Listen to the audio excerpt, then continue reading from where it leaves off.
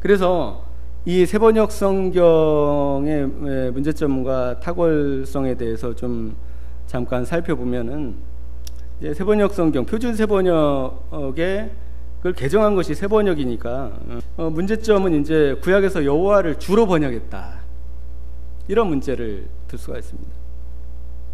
그 다음에 밥티즈마, 원어가 침례임에도 불구하고 그것을 세례로 번역했다. 그러니까 밥티즈마는 칼빈도 정확하게 그것은 물에 잠기는 것이다. 그리고 루터도 마찬가지고 모든 교회사 전체가 침례라는 것을 얘기하고 있음에도 불구하고 우리나라의 대세신학에 맞춰서 번역을 한 것이죠. 세례 이렇게 번역을 해놓고 난해주에다가 혹은 침례 이런 식으로 번역을 한 것이죠. 그 다음에 이제 서신서에 많이 나오는 문장들, 뭐 형제 여러분, 사도 바울이 형제 여러분 이런 말에다가 형제, 자매를 추가한 것, 이런 것들은 원어에 전혀 없는 것들입니다. 그러니까 여성신학을 반영한 것이죠. 그러니까 현대신학사조를 반영을 한 것입니다. 어떤 면으로 침례를 세례로 번역한 것도 우리나라 신학사조를 반영한 것이고요. 그 다음에 어떤 그 원어에 전혀 없는 형제 여러분을 형제 자매 여러분 이렇게 한 것도 현대신학사조를 반영한 것입니다. 그 다음에 이제 탁월성을 설명드린다면은 원어에 충실하다라는 것이죠. 우리가 마태복음 6장 아까 34절을 살펴보았지만은 이 번역이라는 것은 원어에 충실하지 않으면은 그 의미와 뜻을 우리가 전달받기는, 이 독자가 그 원어의 의미를 전달받기에는 너무도 힘들다는 것이죠.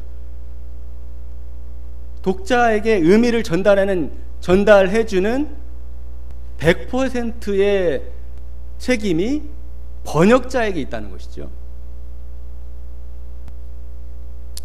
그래서 세번역 성경의 탁월성은 원어에 충실하다는 것에 탁월함이 있습니다. 그 다음에 뜻과 의미의 전달이 탁월하다는 것을 들 수가 있습니다. 이것은 상당히 중요합니다. 왜냐하면 우리가 성경을 읽는 이유가 성경이 말하는 그 뜻과 의미를 알기 위해서거든요. 그러지 않습니까?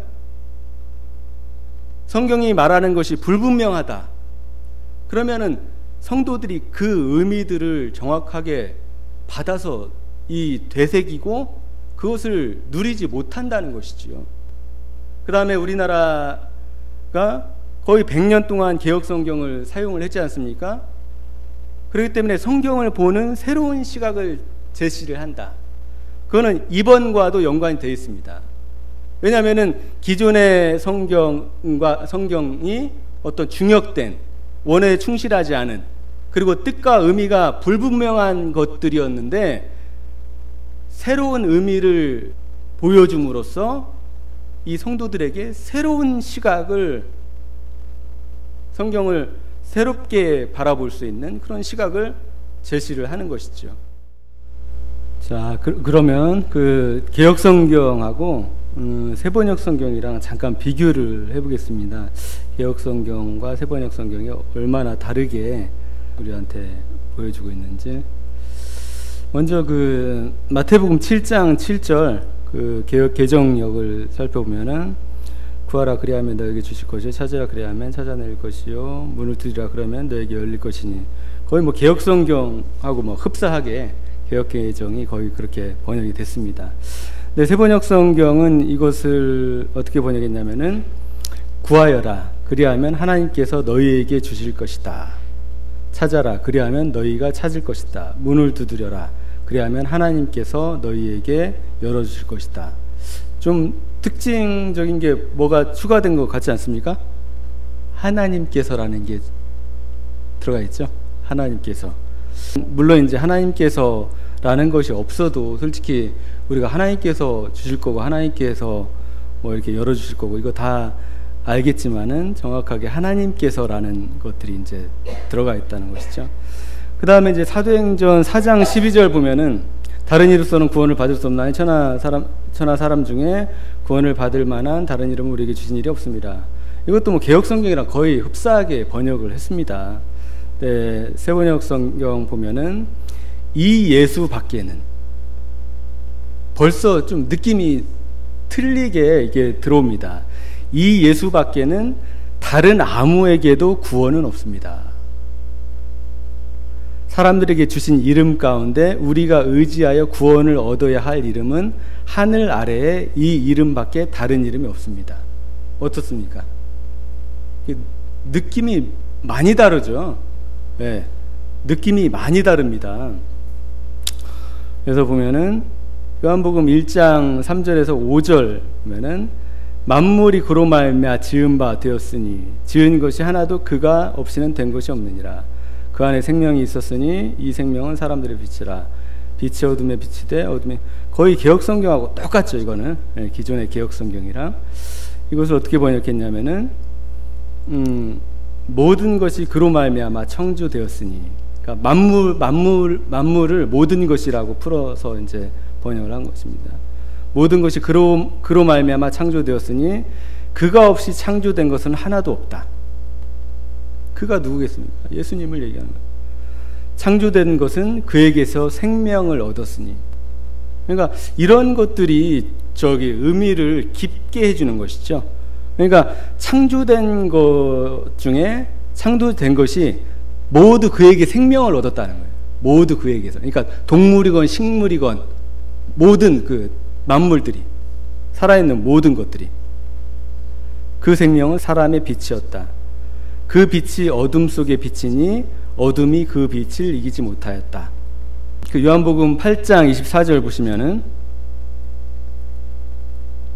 그러므로 내가 너에게 말하기를 너희 죄 가운데서 죽으리라 하였노라.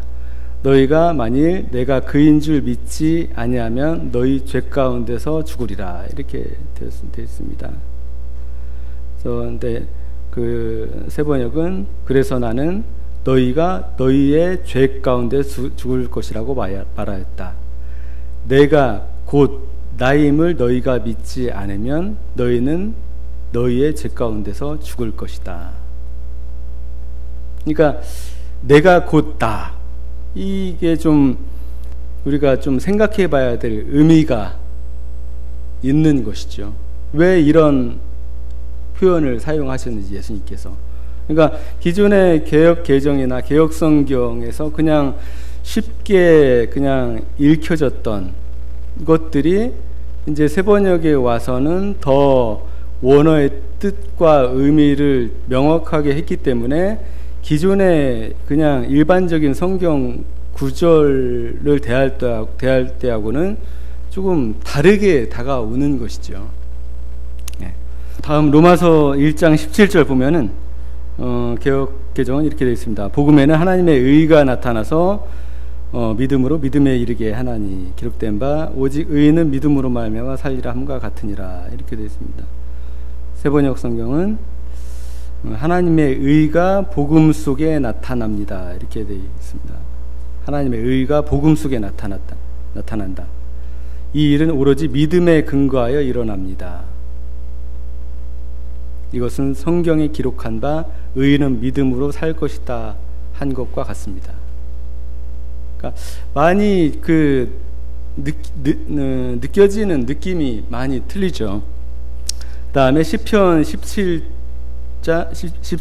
3절 보시면은 주께서 내 마음을 시험하시고 밤에 내게 오시어서 나를 감찰하셨으니 흠을 찾지 못하셨사오니 내가 결심하고 입으로 범죄하지 아니하리이다.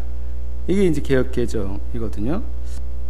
새번역은 주님께서는 나의 마음을 시험하여 보시고 밤새도록 신문하시며 샅샅이 캐어 보셨지만, 그러니까 개역 성경의 개역 개정에 보면 나를 감찰하셨으니 이것을 어떻게 표현했냐면은 밤새도록 신문하여 샅샅이 캐어 보셨지만, 이렇게 이제 표현을 한 것이죠.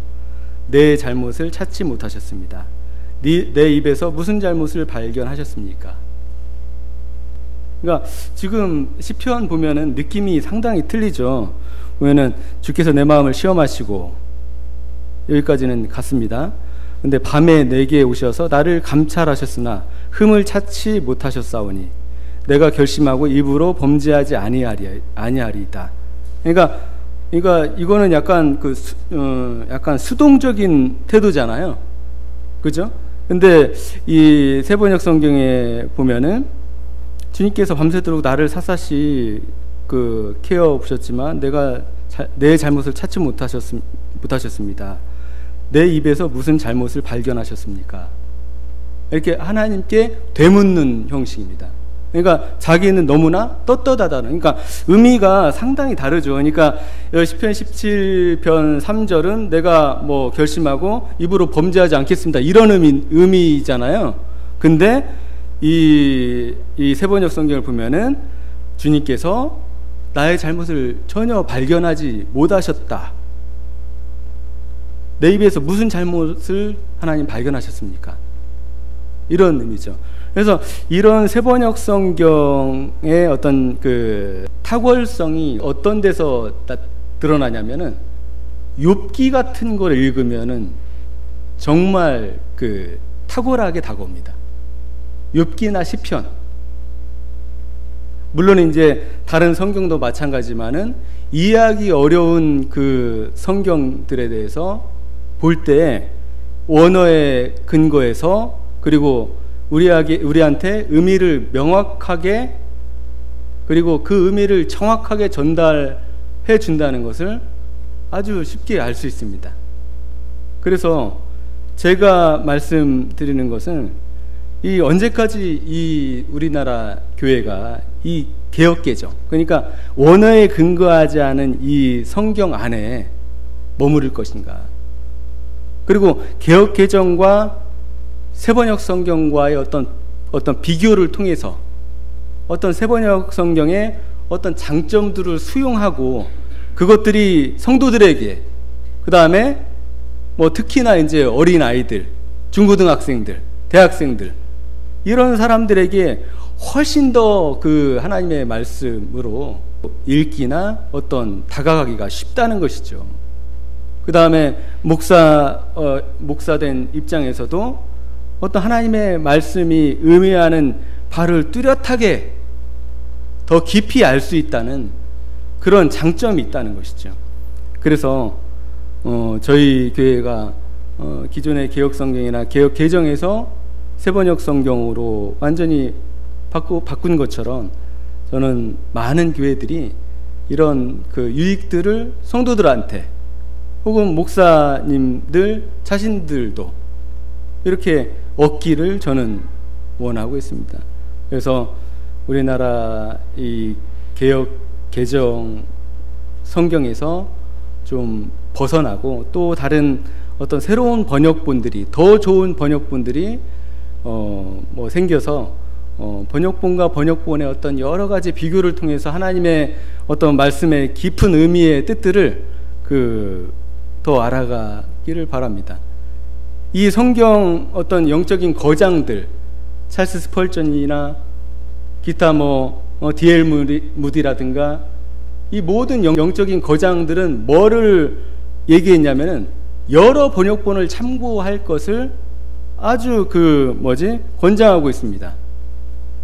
여러 번역본들, 좋은 번역본들을 참고하는 것은 이 원어를 알지 못하지만은 그 의미들을 명확하게 알 수 있는 그런 일들이 됩니다. 그래서 우리가 영적인 거장들이 권장하는 것처럼 여러 번역본들을 통해서 하나님의 말씀을 더 깊이 이해하고 성도들한테 더 풍성한 은혜가 있게 되면 좋겠습니다. 오늘은 개혁성경의 역사와 그다음에 표준 세번역의 어떤 장점이나 탁월성, 이런 것들에 대해서 간략하게 설명을 드렸습니다.